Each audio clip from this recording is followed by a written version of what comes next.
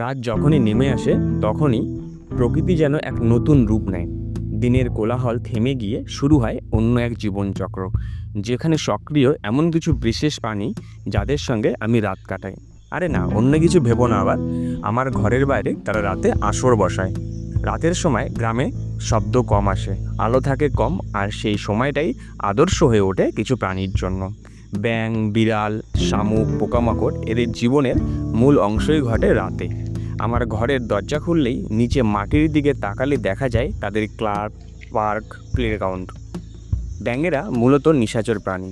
রাত হলে এরা সক্রিয় হয়, বিশেষ করে বর্ষাকালে। পুরুষ ব্যাঙ ডাকে মূলত সঙ্গী আকর্ষণের জন্য, যেটাকে বলে ক্রকিং।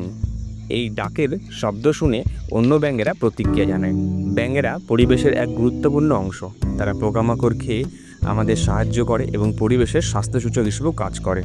কেউ মন খারাপ করে একা বসে আছে, আবার কেউ বাচ্চাকে সঙ্গে নিয়ে ঘুরতে এসেছে বলে মনে হচ্ছে, আবার কেউ খাবারের সন্ধানে এক পানে চেয়ে রয়েছে। আর এদের সঙ্গে দেখা যায় আমাদের এলাকায় পরিচিত অতিথি একটি বিড়াল। বিড়ালের দৃষ্টিশক্তি অত্যন্ত প্রখর, বিশেষ করে অন্ধকারে। এই রাতের সময় শিকার করার জন্য এরা বিশেষ সক্রিয় হয়। ছোট পোকা, ইঁদুর, এমনকি ছোট ছোট ব্যাঙও এদের শিকার করতে দেখা যায়। এভাবে রাতের নিস্তব্ধতা এক প্রাণীরা আরেকটা ভূমিকা পালন করে চলে। ব্যাঙরা এক জায়গায় বসে থেকে কি যেন এক মনে ভাবছে, জানি না শামুকটির গন্তব্য কোথায়, কি কাজেই বা সে চলেছে। রাতের প্রকৃতি নিস্তব্ধ হলেও তার ভিতর যে প্রাণের স্পন্দন তা অপূর্ব। গাইস, এরকম আরও ভিডিও পেতে হলে অবশ্যই আমার পেজের সঙ্গে যুক্ত হয়ে যাও আর আমার এই পেজটিকে সাবস্ক্রাইব করো।